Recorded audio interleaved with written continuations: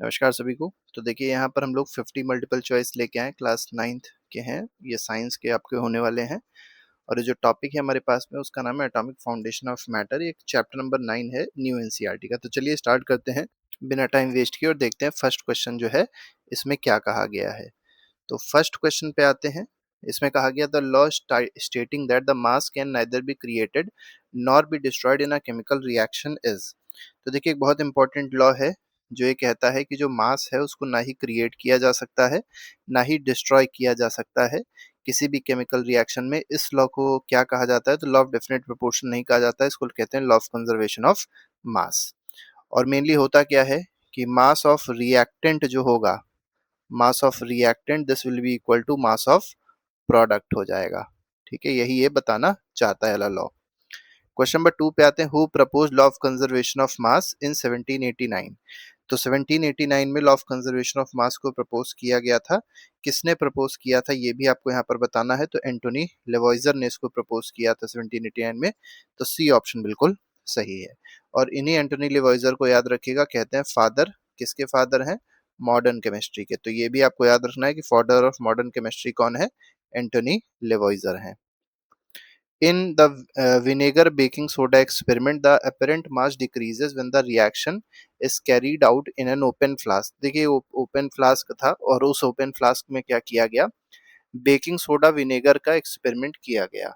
तो क्या देखा कि जो मास था वो डिक्रीज हो रहा था। तो मास क्यों डिक्रीज हो रहा था ये आपको यहाँ पर बताना है। तो ऑब्वियस सी बात है, जब विनेगर बेकिंग सोडा से रिएक्ट करता है तो कार्बन डाइऑक्साइड गैस को क्या करता है? रिलीज करता है।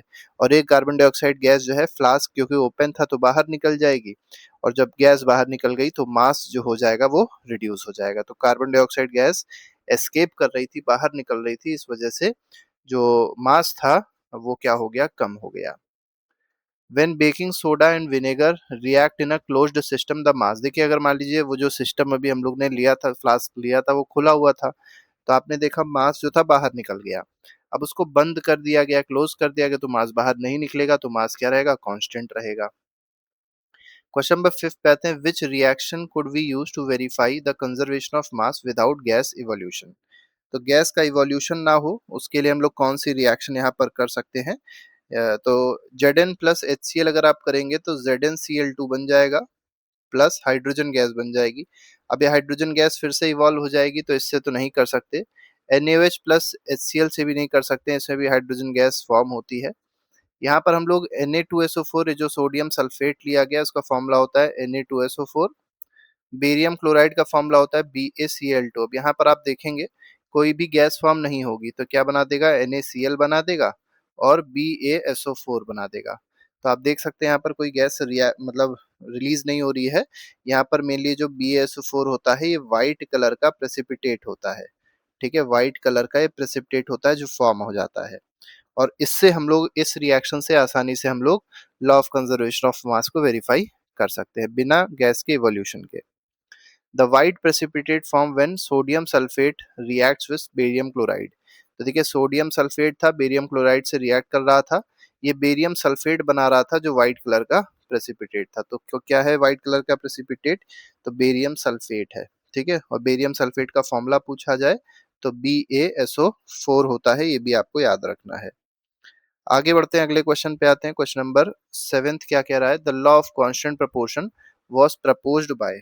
तो लॉ ऑफ कांस्टेंट प्रोपोर्शन किसने प्रपोज किया था? तो पहली चीज तो आपको बता दें, लॉ ऑफ कांस्टेंट प्रोपोर्शन को ही लॉ ऑफ डेफिनेट प्रोपोर्शन भी कहा जाता है। ये प्रपोज किया था जोसेफ प्राउस्ट ने, इसको प्रपोज किया था। इंपॉर्टेंट क्वेश्चन है ये। अगले क्वेश्चन पे आते हैं। इन प्यूरिफाइड वाटर, अगर प्यूरिफाइड वाटर है, hydrogen and oxygen are always present in the mass ratio. अब देखिए वाटर का फॉर्मूला होता है H2O। अब एटॉमिक मास अगर आप हाइड्रोजन का देखेंगे तो 1 होता है। ऑक्सीजन का एटॉमिक मास देखेंगे तो कितना होता है? ऑक्सीजन का होता है 16। ठीक, अब आप देख सकते हैं यहाँ पर कितने हाइड्रोजन है? 2 हाइड्रोजन है तो 2 रेशियो ऑक्सीजन का क्या हो जाएगा? 16। तो इसका मतलब शॉर्ट फॉर्म में इसको करेंगे, मतलब प्रॉपर फ्रैक्शन में, तो 1:8 इसका सही आंसर आ जाएगा। दैट इज ऑप्शन नंबर सी।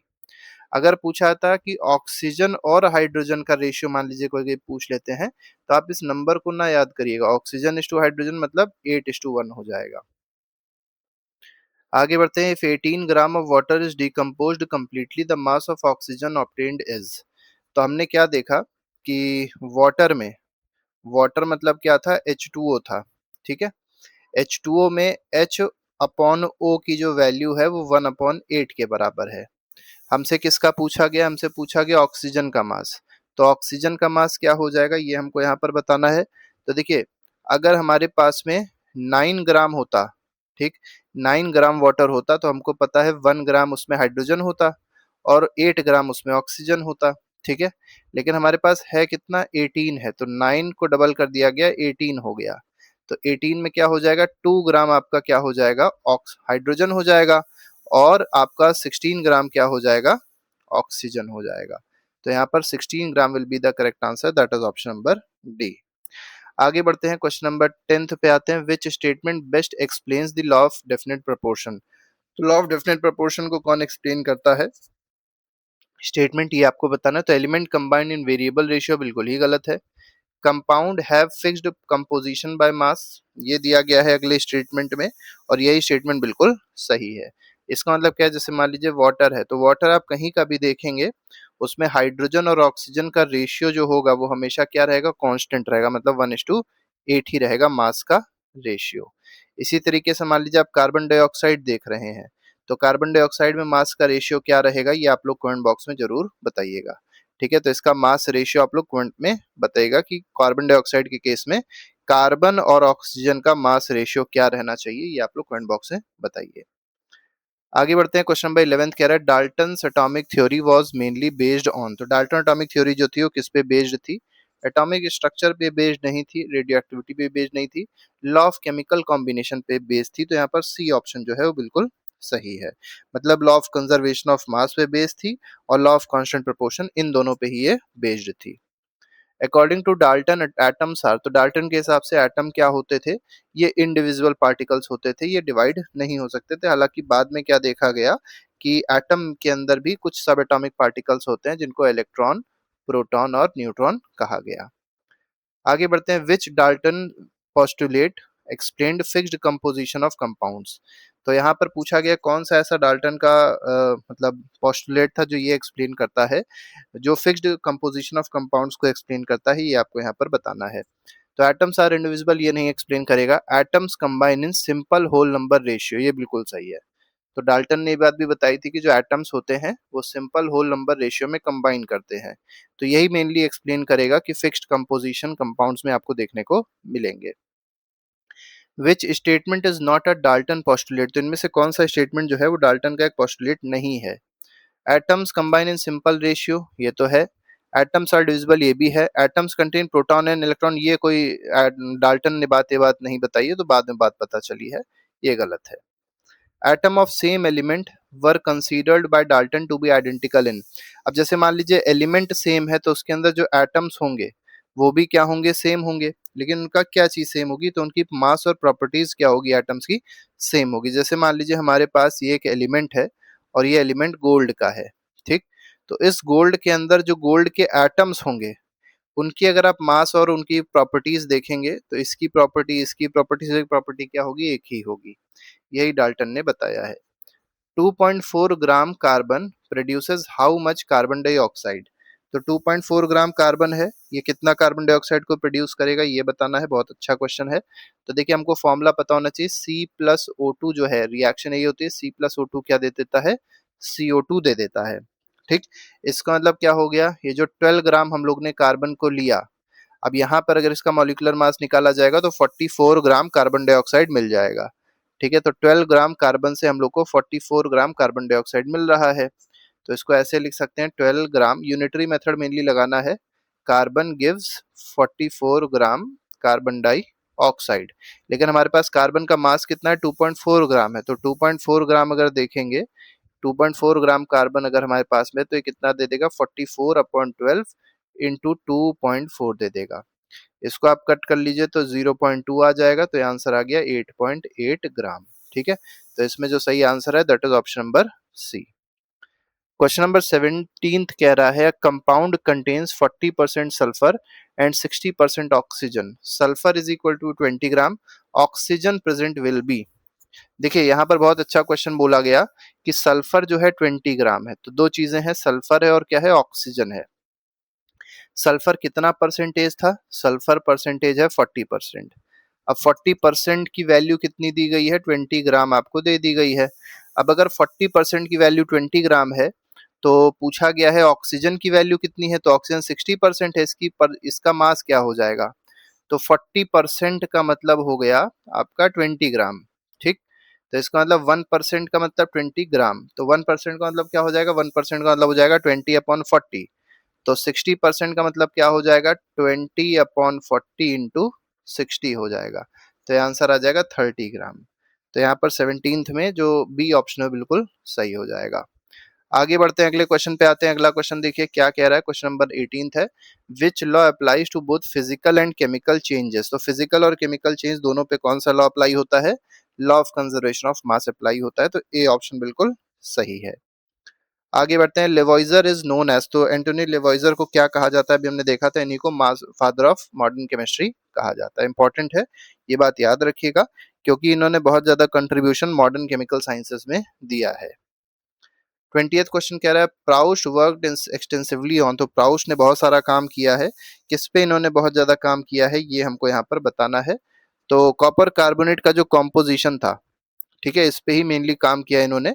तो ए ऑप्शन बिल्कुल सही हो जाएगा। ठीक है, तो जैसे मेनली इन्होंने क्या प्रूफ किया था, इन्होंने लॉ ऑफ डेफिनेट प्रोपोर्शन को प्रूफ किया था। तो लॉ ऑफ डेफिनेट प्रोपोर्शन का मतलब क्या हो गया कि कोई भी कंपाउंड होगा, ठीक है, कोई भी कंपाउंड होगा तो कंपाउंड के अंदर जो भी एलिमेंट्स हैं वो फिक्स्ड प्रोपोर्शन बाय मास से कंबाइन होते हैं। तो ये देखिए यहाँ पर कंपाउंड है, तो इसके अंदर कॉपर होगा, इसके अंदर कार्बन होगा, इसके अंदर ऑक्सीजन होगा। तो ये फिक्स्ड प्रोपोर्शन बाय मास से ये तीनों एलिमेंट्स क्या हुए होंगे, कंबाइन हुए होंगे। तो यही कंपोजिशन के बारे में बताते हैं। मॉलिक्यूल क्या होता है, मॉलिक्यूल इज, मॉलिक्यूल के बारे में आपसे पूछा गया है। हमेशा आयनिक होगा जरूरी नहीं है, चार्ज होगा ये भी जरूरी नहीं है, इलेक्ट्रिकली न्यूट्रल होते हैं, बात याद रखिएगा, मॉलिक्यूल हमेशा न्यूट्रल होते हैं, और कैपेबल होते हैं किसके, इंडिपेंडेंटली एग्जिस्ट भी कर सकते हैं। तो यहाँ पर सी ऑप्शन बिल्कुल सही है। Which element exist naturally as individual atoms because it is stable. तो कौन सा ऐसा इसमें से एलिमेंट है जो कैसे एग्जिस्ट कर रहा है, नेचर में एग्जिस्ट कर रहा है इंडिविजुअल एटम्स के रूप में, क्योंकि ये स्टेबल होता है। ये मेनली कौन है, हीलियम है। ठीक है, जैसे हीलियम हो गया, आर्गन हो गया, क्रिप्टन हो गया, जेनॉन हो गया और रेडॉन हो गया। ये सारे के सारे एलिमेंट जो होते हैं ये नोबल गैसेज हैं। क्या है, नोबल गैसेज है, किसी से रिएक्ट नहीं करती हैं, इसीलिए एटॉमिक फॉर्म में ये एग्जिस्ट कर जाती हैं नेचर में। The force holding atoms together is called. तो ऐसा फोर्स जो एटम को पकड़े रखता है एक साथ में, उस फोर्स को क्या कहते हैं, न्यूक्लियर फोर्स नहीं कहते हैं। ये मेनली इलेक्ट्रॉन प्रोटॉन न्यूट्रॉन्स के बीच में लगेगा, न्यूक्लियस में लगता है ये, न्यूक्लियस के अंदर जो प्रोटॉन और न्यूट्रॉन होते हैं उसमें लगता है ये। इसमें जो फोर्स लगेगा वो हो जाएगा केमिकल बॉन्ड। ठीक है, इसको केमिकल बॉन्ड कहेंगे। आयनिक बॉन्ड इज फॉर्म्ड बाय, तो आयनिक बॉन्ड कैसे बनती है, अगर आपने हमारे नोट्स पढ़े होंगे तो आपको ये सारे क्वेश्चन बहुत आसानी से आते होंगे। आयनिक बॉन्ड याद रखिएगा, ट्रांसफर ऑफ इलेक्ट्रॉन से जो बॉन्ड बनती है वो आयनिक बॉन्ड होती है। और ट्रांसफर का मतलब क्या होता है, एक ने इलेक्ट्रॉन गेन किया होगा किसी एक एलिमेंट ने, तो दूसरे एलिमेंट ने लॉस किया होगा। दोनों चीजें साइमल्टेनियसली हो रही होती हैं। और शेयरिंग जो होती है, शेयरिंग ऑफ इलेक्ट्रॉन से जो बॉन्ड बनती है उसको क्या कहते हैं, कोवेलेंट बॉन्ड कहते हैं। ठीक है, कोवेलेंट बॉन्ड कहते हैं। आगे बढ़ते हैं, द बॉन्ड H2 इज। अब हाइड्रोजन में जो बॉन्ड बनती है हमने आपको बताया था, H सिंगल बॉन्ड H इस तरीके की बनती है, सिंगल कोवेलेंट बॉन्ड बनती है। तो यहाँ पर डी ऑप्शन बिल्कुल सही है, क्योंकि यहाँ पर क्या हो रहा होता है, शेयरिंग ऑफ इलेक्ट्रॉन्स हो रहा होता है, शेयरिंग ऑफ इलेक्ट्रॉन्स हो रही होती है, इस वजह से यहाँ पर सिंगल कोवेलेंट बॉन्ड बनेगी। Raja Ramanna is often called father of dash Indian dash program. तो किस प्रोग्राम को मतलब किस इंडिया के कौन सा ऐसा बहुत इंपॉर्टेंट प्रोग्राम था जिसके फादर राजा रमन्ना थे, तो इंडियन न्यूक्लियर प्रोग्राम था। आपको पता होगा न्यूक्लियर वेपन हमारे पास है, तो न्यूक्लियर वेपन जो है तो उसके मेनली करता धरता मेन जो थे तो वो राजा रमन्ना ही थे। ठीक है, द बॉन्ड Cl2 इज, अब Cl2 में जो बॉन्ड होती है ये कैसी बॉन्ड होती है, तो यहाँ पर भी अगर आप देखेंगे तो Cl के बीच में Cl सिंगल बॉन्ड Cl आएगी, सिंगल बॉन्ड यहाँ पर भी देखने को मिलेगा। कोवेलेंट बॉन्ड होती है, सिंगल कोवेलेंट बॉन्ड होती है, क्योंकि यहाँ पर भी शेयरिंग ऑफ इलेक्ट्रॉन्स होता है। ठीक है, ये सारी बातें हमने नोट्स में बताई है, अगर आपको डीप में समझना हो तो आप वहां पे जाके समझ सकते हैं। Cinnabar is an ore of, तो सिनाबार किसका ओर होता है ये यहाँ पर पूछा गया है। तो सिनाबार मतलब होता है HgS, ठीक है, HgS। तो इसके अंदर दो चीजें होती हैं, एक हो जाएगा मरकरी, Hg मतलब मरकरी होता है, S मतलब सल्फर होता है, ठीक है। तो ये दो चीजें इसके अंदर होती है, तो ये किसका ओर हो जाएगा, मरकरी का ओर हो जाएगा। सल्फर का ओर मत बोल दीजिएगा, this is an ore of mercury. The bond in O2 is, अब ऑक्सीजन के बीच में जो बॉन्ड होती है ऑक्सीजन गैस में, वो डबल बॉन्ड होती है। तो O डबल बॉन्ड O होता है, तो यहाँ पर डबल बॉन्ड देखने को मिलेगी। मान लीजिए नाइट्रोजन में पूछा है तो कौन सी बॉन्ड होती है, तो N में ट्रिपल बॉन्ड होती है, ठीक है। तो ये बात भी याद रखिएगा। हाइड्रोजन क्लोराइड इज, अब हाइड्रोजन क्लोराइड कैसा कंपाउंड है, तो यहाँ पर हाइड्रोजन जो है उसके पास अगर आप देखेंगे एक इलेक्ट्रॉन होता है आउटर मोस्ट शेल में। क्लोरीन के पास कितने इलेक्ट्रॉन्स होते हैं, 7 इलेक्ट्रॉन्स होते हैं आउटर मोस्ट शेल में। तो हाइड्रोजन क्या करता है, इस क्लोरीन का एक इलेक्ट्रॉन ले लेता है, शेयरिंग कर लेगा। इसी तरीके से जो क्लोरीन है इसके पास देखिए 7 पहले से थे, एक इलेक्ट्रॉन ये इस हाइड्रोजन का ले लेगा। तो आप देख सकते हैं यहाँ पर बॉन्ड क्रिएट हो गई, सिंगल बॉन्ड क्रिएट हो रही है, और क्योंकि शेयरिंग हो रही है तो एक ऐसा बॉन्ड हो जाएगा, कोवेलेंट बॉन्ड हो जाएगा, ठीक है, सिंगल कोवेलेंट बॉन्ड बनेगी। तो ये कोवेलेंट कंपाउंड है। आगे बढ़ते हैं। इन सोडियम, ये बड़ा होगा, आई कैपिटल होगा, इन sodium chloride NaCl each sodium ion Na plus is surrounded by 6 chloride. अच्छा ये देखिए हमने दे ही दिया, हम ये आपसे पूछना चाह रहे थे कि ये कितने क्लोराइड आयन से सराउंडेड होता है, तो 6 क्लोराइड आयन से सराउंडेड होता है। चलिए कोई बात नहीं, गलती से क्वेश्चन पूरा बन गया। तो यहाँ पे मेनली ये पूछा गया है कि जो सोडियम है, ठीक है, ये कितने क्लोरीन के एटम के साथ कंबाइन होता है, या किसके कितने क्लोरीन एटम के साथ सराउंडेड होता है, तो 6 क्लोरीन एटम के साथ ये सराउंडेड होता है। In water formation oxygen shares electrons with, अब देखिए क्योंकि फॉर्मेशन का एग्जांपल है तो हमको बताना पड़ेगा। तो जैसे वाटर है, वाटर का आपको फॉर्मूला पता है, H2O होता है, तो O को आप सेंटर पे ले लीजिए। O में आपको पता है आउटर मोस्ट शेल में कितने इलेक्ट्रॉन होते हैं, 6 होते हैं, तो 2 2 4, एक यहाँ बनाया, एक यहाँ बनाया, 6 हो गए। अब हाइड्रोजन 2 होंगे तो एक हाइड्रोजन यहाँ ले लीजिए, ये हाइड्रोजन का इलेक्ट्रॉन है, दूसरा हाइड्रोजन यहाँ ले लीजिए, ये दूसरा हाइड्रोजन का इलेक्ट्रॉन है। अब हाइड्रोजन को अपना डुप्लेट कंप्लीट करना है, तो डुप्लेट कैसे कंप्लीट करेगा, तो लेफ्ट वाला हाइड्रोजन क्या करेगा, यहाँ से एक उसने ऑक्सीजन के से एक इलेक्ट्रॉन ले लिया, मतलब शेयर कर लिया। दूसरा हाइड्रोजन भी क्या करेगा, यहाँ से एक इलेक्ट्रॉन को शेयरिंग कर लेगा, ठीक है। अब ऑक्सीजन के पास देखिए पहले से कितने थे, 6 थे। अब एक इलेक्ट्रॉन इस हाइड्रोजन से लेगा, एक इलेक्ट्रॉन इस हाइड्रोजन से शेयर करेगा, लेगा नहीं, शेयर करेगा। तो देखिए यहाँ पर कुछ इस तरीके का अगर आप देखेंगे तो स्ट्रक्चर बन जाएगा, स्ट्रक्चर बन गया, ठीक है। ये हाइड्रोजन यहाँ पे पूरा ऐसे लिख सकते हैं, ठीक है। अब आप देखिए यहाँ पर ओवरलैपिंग हो रही है, तो यहाँ एक सिंगल बॉन्ड बन रही है, और यहाँ पे ओवरलैपिंग हो रही है, यहाँ एक सिंगल बॉन्ड बन रही है। इसका मतलब O सिंगल बॉन्ड H, यहाँ पर भी सिंगल बॉन्ड H। इस तरीके का स्ट्रक्चर आपको वाटर का देखने को मिलेगा। और साथ ही साथ आप देख सकते हैं यहाँ पर 2 इलेक्ट्रॉन ये और 2 इलेक्ट्रॉन ये, इसका मतलब 2 लोन पेयर, ये एक 2 इलेक्ट्रॉन का मतलब एक पेयर होता है, तो 2 लोन पेयर भी बनते हैं इलेक्ट्रॉन्स के। तो 32 में जो आंसर हो जाएगा वो क्या हो जाएगा, 2 हाइड्रोजन एटम जो है इनसे वो ऑक्सीजन जो है इलेक्ट्रॉन को शेयर करता है, ठीक। नाइट्रोजन मॉलिक्यूल कंटेन्स, तो नाइट्रोजन में अगर आप देखेंगे तो ट्रिपल बॉन्ड होती है। कैसे बनती है बता देते हैं। नाइट्रोजन के आउटर मोस्ट शेल में 5 इलेक्ट्रॉन्स होते हैं, तो 1 2 3 4 और ये 5। दूसरा भी नाइट्रोजन ऐसे ही होगा, N2 है क्योंकि, तो 1 2 3 4 और एक ये 5। अब देखिए लेफ्ट वाले नाइट्रोजन के पास देखेंगे तो 5 इलेक्ट्रॉन्स हैं, लेकिन इसको अपना ऑक्टेट कंप्लीट करना है, तो ये क्या करेगा, 3 इलेक्ट्रॉन्स यहाँ से ले लेगा, ठीक है। थोड़ा सा गड़बड़ बन गया, फिर से बना देते हैं, 1 मिनट। तो ये यहाँ से उसने क्या किया, इलेक्ट्रॉन को शेयर कर लिया, ठीक है। और दूसरे में देखेंगे तो ये जो राइट वाला नाइट्रोजन है उसके पास भी देखिए 5 है, तो ये तीन वाले ले लेगा, मतलब इसको शेयर कर लेगा। तो शेयरिंग का मतलब होता है दोनों एक दूसरे के इलेक्ट्रॉन को यूज कर लेंगे। अब आप देख सकते हैं यहाँ 1 यहाँ 2 यहाँ 3, तो कैसी बॉन्ड बन रही है, N ट्रिपल बॉन्ड N यहाँ पर बन रही है। और क्योंकि शेयरिंग हो रही है तो एक कैसी बॉन्ड होगी, कोवेलेंट बॉन्ड होगी। आगे बढ़ते हैं। Neon does not form because, neon में बॉन्ड फॉर्मेशन नहीं होता है क्योंकि इसमें पहले से ही स्टेबल ऑक्टेट होता है, ठीक है। तो हीलियम के बाद नियॉन आता है, इसका एटॉमिक नंबर 18 होता है, कॉन्फ़िगरेशन हो जाएगा 2,8,8। तो ना ये इलेक्ट्रॉन दे पाएगा ना ये इलेक्ट्रॉन ले पाता है। तो इसी वजह से, क्योंकि इसका ऑक्टेट स्टेबल है, इस वजह से बॉन्ड फॉर्मेशन नहीं करता है। कार्बन मोनोऑक्साइड इज नेम्ड, तो कार्बन मोनोऑक्साइड का नाम क्या है, ये आपसे मेनली पूछा गया है। तो ये थोड़ा सा शायद ऐसे हो गया कि हमको देना ही चाहिए था क्वेश्चन में कि CO इज नेम्ड, ये आपसे पूछा गया है क्वेश्चन में। तो CO आपसे पूछा गया था, CO किसका मतलब इसका नाम क्या है, तो ये कार्बन मोनोऑक्साइड इसका नाम है। ठीक है, कार्बन ऑक्साइड नहीं कहते इसको, कार्बन मोनोऑक्साइड ऐसे नहीं लिखेंगे। ठीक है, ओ दो बार नहीं आएगा, एक ही बार आएगा। ठीक है, तो मोनो कार्बन ऑक्साइड ये भी गलत है, सी ऑप्शन बिल्कुल सही है। आगे बढ़ते हैं। N2O4 इज नेम्ड, तो N2O4 का क्या नाम है, देखिए यहाँ पर नाइट्रोजन 2 है, ऑक्सीजन 4 है, इसका मतलब डाई नाइट्रोजन हो जाएगा और टेट्रा ऑक्साइड होएगा। तो डाई नाइट्रोजन टेट्रा ऑक्साइड, ये बिल्कुल सही है, पार्ट बी इसका बिल्कुल आंसर सही है। 36 का क्या आंसर हो जाएगा, ड्राई नाइट्रोजन। देखिए एक चीज और याद रखिएगा, यहाँ पर थोड़ी सी हमसे गलती हो गई, यहाँ पे टेट्रा ऑक्साइड ऐसे नहीं लिखा जाता है। जब देखिए जब भी ऐसे लिखा है टेट्रा ऑक्साइड, ठीक है, ऐसे लिखा जाता है। अब यहाँ से जब डैश हटाया जाता है तो क्या होता है, जो ए होता है ये हट जाता है, तो ये क्या बन जाएगा, टेट्राऑक्साइड बन जाएगा। मतलब ए यहाँ से देखिए हट गया, तो यहाँ पे डाई नाइट्रोजन टेट्राऑक्साइड आएगा। टेट्राऑक्साइड ऐसे नहीं आएगा, अगर डैश होता तो टेट्राऑक्साइड होता।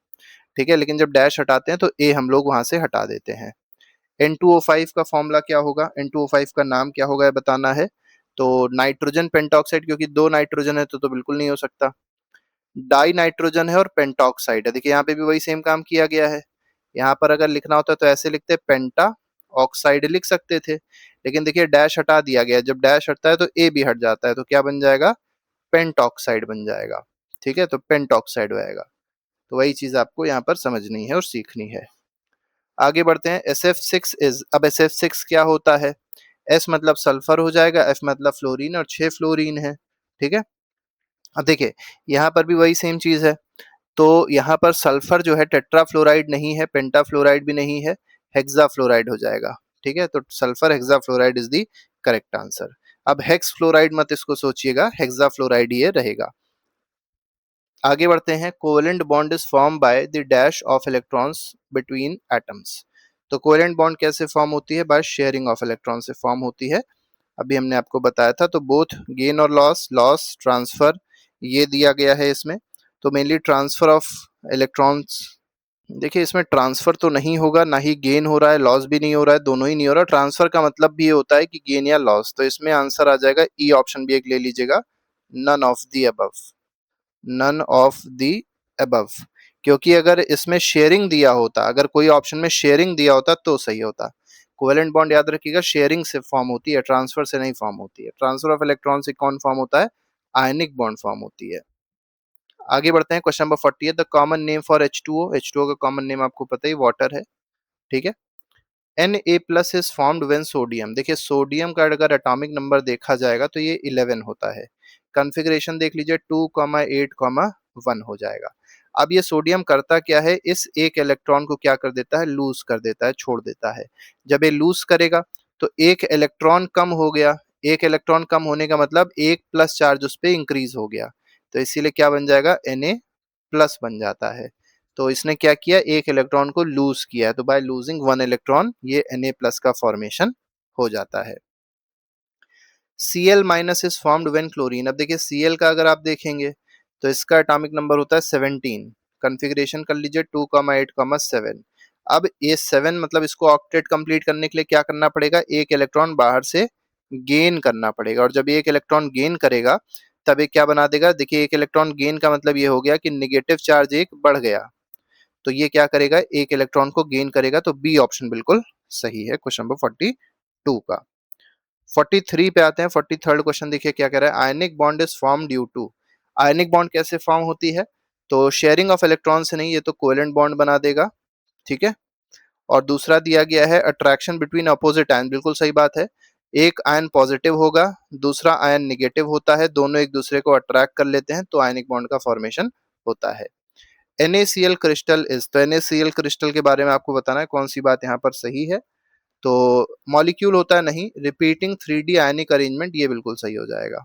ठीक है, आगे बढ़ते हैं। Which is a cation, cation का मतलब क्या होता है, पॉजिटिव चार्ज आयन होता है, पॉजिटिवली चार्ज्ड आयन को हम लोग क्या बोलते हैं, कैटायन बोलते हैं। और जो नेगेटिव चार्ज आयन होता है उसको क्या बोलते हैं, एन आयन बोलते हैं। तो पॉजिटिवली चार्ज कौन सा है, Na प्लस है, इसको सोडियम आयन बोला जाएगा। Which is a polyatomic ion, polyatomic मतलब उसमें एटम्स एक से ज्यादा होंगे, ठीक है। Cl में आप देख सकते हैं एक ही एटम है, O में देख सकते हैं एक ही एटम, चार्ज दो है, एटम एक ही, यहाँ पर देखिए 5 एटम्स हैं, ठीक है। एक सल्फर का एटम है और 4 ऑक्सीजन के एटम्स है, तो टोटल क्या हो जाएगा, पेंटा एटॉमिक है, पेंटा एटॉमिक है ये, मतलब इसमें 5 एटम्स हैं। तो यहाँ पर सी ऑप्शन बिल्कुल सही, पॉलीएटॉमिक हो जाएगा। Formula for magnesium hydroxide is, कैसे निकाला जाएगा, Mg पे चार्ज होता है 2 प्लस का, तो यहाँ पे 2 प्लस लिख दीजिए, हाइड्रोक्साइड का मतलब OH होता है, चार्ज होता है -1 का, इसको आप इधर भेजिए, इस वाले -1 को आप इधर की ओर भेजिए, तो माइनस और प्लस तो कट जाते हैं, तो Mg पे तो 1 आएगा, और OH देखिए यहाँ पर पॉलीएटॉमिक है, जब पॉलीएटॉमिक होता है तो ब्रैकेट लगाते, हमने बताया था, OH का क्या हो जाएगा, होल ट्वाइस हो जाएगा, तो आंसर क्या बन जाएगा, MgOH का होल ट्वाइस बन जाएगा। तो यहाँ पर सी ऑप्शन बिल्कुल ठीक है। एल्युमिनियम सल्फेट का फॉर्मूला पूछा गया, तो देखिए ये भी बहुत आसान है, Al पे क्या हो जाएगा, 3 प्लस होता है, सल्फेट मतलब SO4 होता है, चार्ज होता है उस पर 2 माइनस, तो प्लस और माइनस तो देखिए कट गए, तो इसको क्या कर दीजिए, पहले इसको इधर भेजेंगे और 2 वाले को किधर भेजेंगे, इधर भेजेंगे, तो ये देखिए Al के नीचे, Al एक ही है, Al के नीचे 2 आ गया, लेकिन SO4 क्योंकि पॉलीएटॉमिक है तो फिर से ब्रैकेट लगाना पड़ेगा, तो SO4 एज इट इज उतार दीजिए, और थ्राइस जो है 3 जो है उसको यहाँ पुट कर दीजिए, तो Al2SO4 का whole thrice, that is option number C is correct. Formula of calcium chloride, बहुत अच्छा क्वेश्चन है, Ca हो गया कैल्शियम, क्लोराइड हो गया Cl, कैल्शियम का होता है 2 प्लस, Cl का क्या होता है, -1 होता है, अब क्या करिए, 2 को इधर भेज दीजिए, 1 को इधर भेज दीजिए, तो Ca तो एज इट इज रहेगा। अब ये देख सकते हैं Cl जो है वो पॉलीएटॉमिक नहीं, मोनोएटॉमिक है, एक ही एटम है, तो इसको ऐसे ही लिख दीजिए, तो CaCl और क्या पहुंचा, 2 पहुंचा, तो CaCl2 will be the correct answer. अब कई लोग क्या करते हैं, कई बच्चे क्या करते हैं, Cl2 ऐसे बना देते हैं, तो ये गलत माना जाएगा, ठीक है, जब ब्रैकेट तब बनता है जब पॉलीएटॉमिक होगा। आगे बढ़ते हैं, अगला क्वेश्चन देखते हैं, अगला क्वेश्चन देखिए क्या कह रहा है, 50th क्वेश्चन है। हम लोग मेनली 60 क्वेश्चंस लेके आए थे, तो 60 क्वेश्चंस को डिस्कस करेंगे, 50 नहीं होंगे, ठीक है। तो एल्युमिनियम ऑक्साइड देख लेते हैं, तो Al जो है वो क्या होता है, 3 प्लस होता है, O जो होता है वो क्या होता है, 2 माइनस होता है, तो 2 को इधर भेज दीजिए, 3 को उधर भेज दीजिए, तो Al के नीचे आ गया 2, O के नीचे आ गया 3, तो Al2O3, that is option number B is correct. Carbon tetrachloride, देखिए अभी तो बहुत आसान है, कार्बन मतलब C हो जाएगा और क्लोराइड मतलब Cl हो जाएगा, Cl के नीचे आप 4 लगा दिए, तो CCl4 will be the correct answer. Which compound conduct electricity in aqueous solution, देखिए आयनिक कंपाउंड जो होते हैं, याद रखिएगा आयनिक कंपाउंड जो है सॉलिड स्टेट में इलेक्ट्रिसिटी कंडक्ट नहीं करते, लेकिन अगर ये एक्वस स्टेट में होंगे, मतलब इनमें अगर पानी घुला हुआ होगा तो ये इलेक्ट्रिसिटी कंडक्ट करेंगे, और इनमें आयनिक कंपाउंड कौन सा है, सोडियम क्लोराइड जो है ये एक आयनिक कंपाउंड है। Which is soluble in water and conduct electricity when dissolve, तो कौन सा soluble होगा पानी में और इलेक्ट्रिसिटी कंडक्ट करेगा जब उसको पानी में डिसॉल्व किया जाएगा, तो ये सोडियम क्लोराइड है। ये जो प्रॉपर्टी है किसकी प्रॉपर्टी दी गई है, आयनिक कंपाउंड की प्रॉपर्टी है, कि वो क्या होते हैं, वाटर में soluble होते हैं और साथ ही साथ इलेक्ट्रिसिटी कंडक्ट करते हैं जब उनको पानी में डिसॉल्व किया जाता है। Sugar solution does not conduct electricity because, देखिए शुगर को अगर पानी में अगर आप मिक्स कर देंगे तो वो इलेक्ट्रिसिटी कंडक्ट नहीं करेगा अगर उसके अंदर कोई सॉल्ट प्रेजेंट नहीं है तो, ठीक है। ऐसा क्यों होता है, जो इट इज इनसॉल्युबल बिल्कुल गलत, it does not form ion यही बिल्कुल सही है, क्योंकि इनमें आयन का कोई फॉर्मेशन देखने को नहीं मिलता है इस सोल्यूशन में। आयनिक कंपाउंड जनरली हैव, तो आयनिक कंपाउंड में आपको पता है स्ट्रॉन्ग फोर्स ऑफ अट्रैक्शन होता है, बॉन्ड स्ट्रॉन्ग होती है तो स्ट्रॉन्ग फोर्स ऑफ अट्रैक्शन होता है बिटवीन द एटम्स, तो इसी वजह से हाई मेल्टिंग और बॉइलिंग पॉइंट यहाँ पर देखने को मिलेगी। मॉलिक्यूलर मास ऑफ H2O, तो देखिए H2O हाइड्रोजन का अटॉमिक मास होता है 1, लेकिन 2 हाइड्रोजन है तो 2 हो जाएगा, प्लस ऑक्सीजन का होता है 16, तो 2 प्लस 16 मतलब क्या हो जाएगा 18, और U मतलब होता है यूनिफाइड मास, ये इसकी यूनिट होती है, तो सी ऑप्शन बिल्कुल ठीक है। Molecular mass of CO2, C का होता है कितना 12 होता है एटॉमिक मास, ऑक्सीजन का 16 होता है, 16 टू जा क्या हो जाएगा 32 हो जाएगा, दोनों को जोड़ दीजिए 44U will be the correct answer, तो आंसर आ जाएगा 44U, ठीक है। तो यहाँ पर डी ऑप्शन बिल्कुल सही है।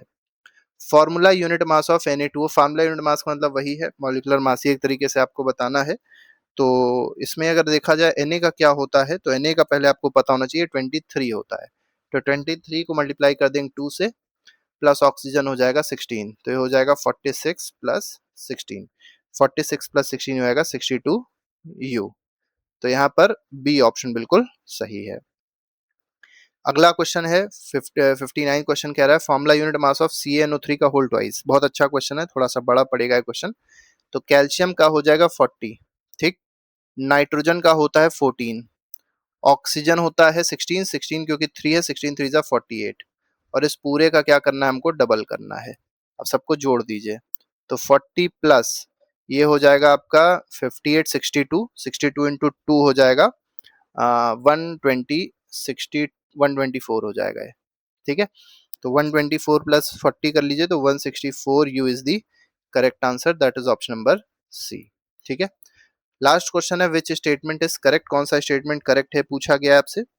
तो पहला ऑप्शन दिया गया है आयनिक कंपाउंड फॉर्म मॉलिक्यूल, गलत है, ठीक है। आयनिक कंपाउंड जो है मॉलिक्यूल फॉर्म नहीं करते हैं,